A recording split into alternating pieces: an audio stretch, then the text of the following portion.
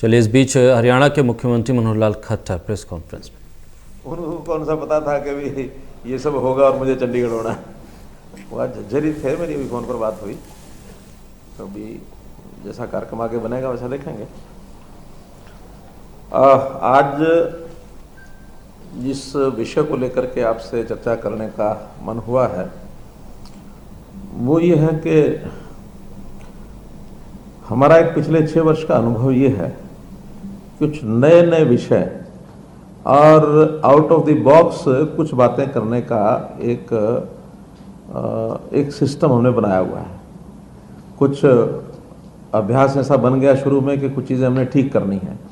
पुराने ढर्रे पर जो चीज़ें चल रही हैं उससे कोई समाज के विभिन्न वर्गों का भला नहीं हो रहा। तो हमने पिछले 6 वर्षों में लगातार नए नए प्रयोग किए और मैं विश्वास से कह सकता हूं कि उसमें से अधिकांश इतने सफल गए हैं कि जनता ने उनको सराहा है।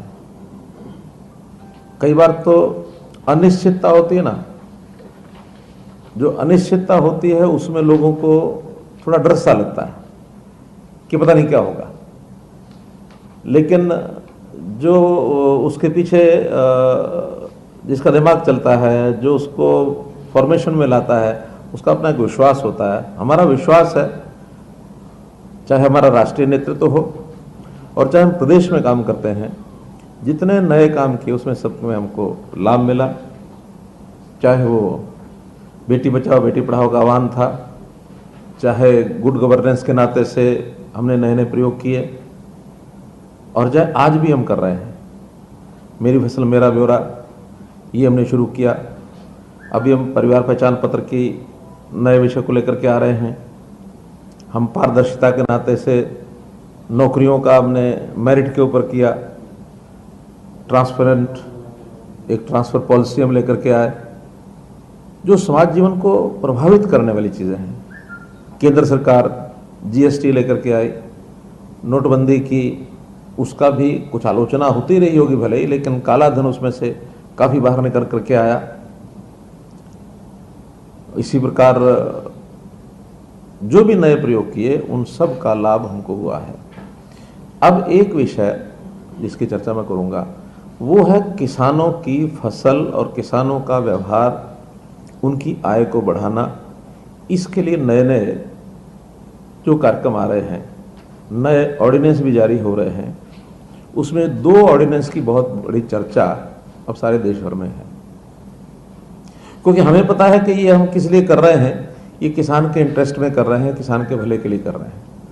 लेकिन किसान का जिस प्रकार का जो लेवल है हमारा, उसको बहकाने के लिए कुछ लोग बहका देते हैं, तो बहकावे में शुरू में थोड़ी देर को आ ही जाते हैं, लेकिन अल्टीमेटली जब लाभ मिलता है तब उनको लगता है कि ये तो चीज़ ही कुछ और थी। जैसे इस बार कोविड में मंडियों का हमने इस प्रकार से एक खरीद केंद्रों की जो संख्या बढ़ाई। गेहूं के 450 खरीद केंद्र थे, हमने 1800 किए।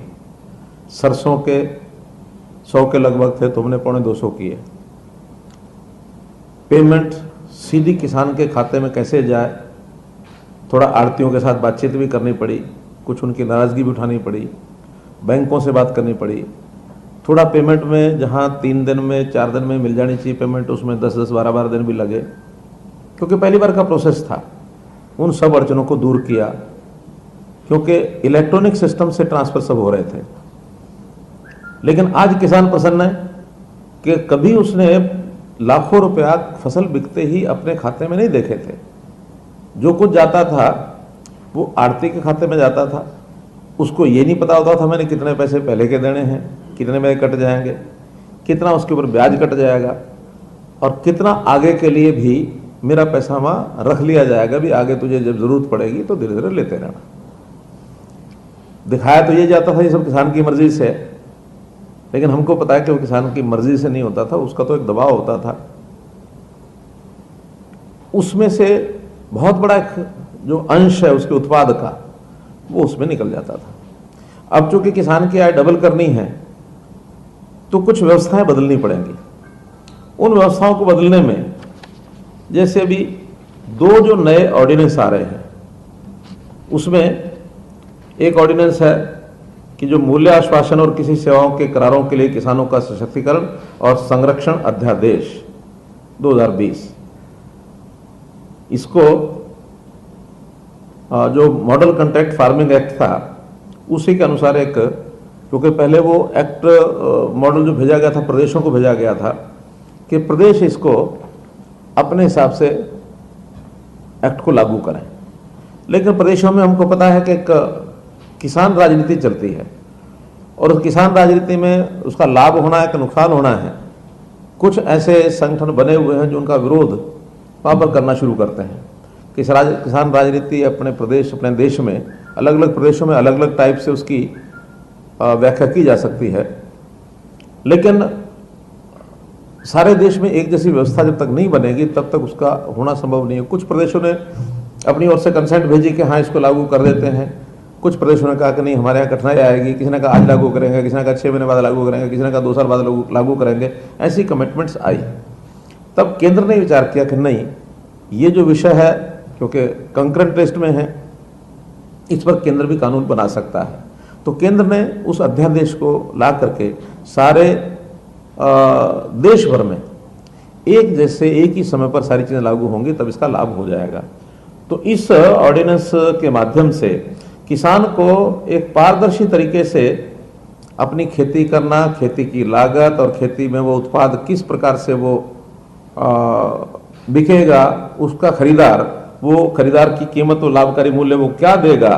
तो ऐसे सारे, चाहे वो व्यापारी हैं और चाहे फूड प्रोसेसिंग यूनिट्स हैं, चाहे एग्रो इंडस्ट्री के इंडस्ट्रियलिस्ट हैं, उनके साथ वो खुले रूप से यानी उस जमीन को, उस अपने उत्पाद को वो बेच सकता है, कहीं भी बेच सकता है। अभी तक उसके ऊपर क्या लागू था कि वो केवल मंडी जो निर्धारित है, जो उसका एरिया तय है, उस एरिया के अंदर ही आकर के बेचेगा। लेकिन अब उसको छूट दे दी गई है कि किसी के साथ भी वो करार कर सकता है बेचने का, और फसल बोने से पहले भी कर सकता है, और न केवल फिजिकली आके कर सकता है, ई एग्रीमेंट भी कर सकता है। कहीं का व्यक्ति खरीदार और कहीं के किसान से कर सकता है, और किसान भी सामूहिक रूप से, एक किसान अगर नहीं भी कर पाता, छोटे किसान हैं, तो किसानों का समूह बना करके, एफपीओ बना करके, फार्मर्स प्रोड्यूसर ऑर्गेनाइजेशन जो बनी है, वो सब मिल करके 10-20 फार्मर मिल करके भी एग्रीमेंट कर सकते हैं, और उसको वहीं वो खरीदार जो है उसके घर से आकर के ले जाएगा।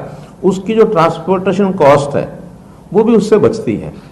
हाँ, इसमें से जो फसल है उस फसल की क्वालिटी कंट्रोल के लिए सर्टिफिकेशन की जरूरत होती है, तो जगह जगह इस प्रकार की व्यवस्थाएं की जाएंगी कि जो उस फसल की क्वालिटी सर्टिफिकेशन ये करेंगे, और उस क्वालिटी सर्टिफिकेशन के आधार के ऊपर उसको ऑनलाइन अपलोड कर दिया जाएगा। तो कोई भी उस क्वालिटी का जो माल है वो किसी भी भाव से खरीद सकता है, कोई उसका फिक्स रेट नहीं रहेगा।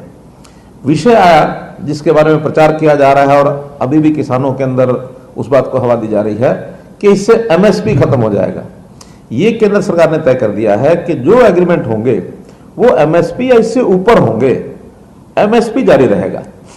अगर किसी फसल का कोई खरीदार नहीं आता है, जो 17 फसलों के एमएसपी लागू किए हुए हैं, उस एमएसपी पर मंडी में तो खरीद होगी ही होगी, मंडियां रहेंगी, मंडियों में कोई व्यवस्था नहीं बदलेगी।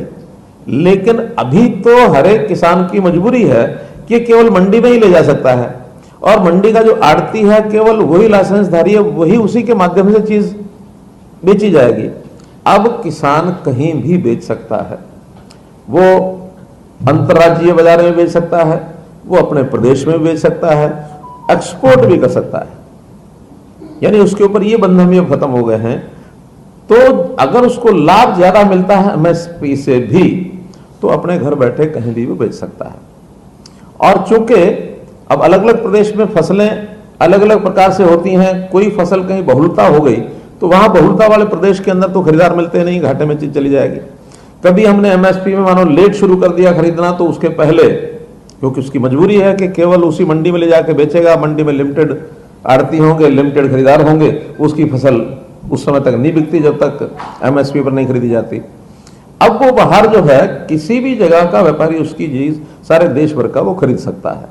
ई नैम मार्केटिंग जो व्यवस्था की है, सब मार्केट्स को, मंडियों को इसके साथ जोड़ा जा रहा है।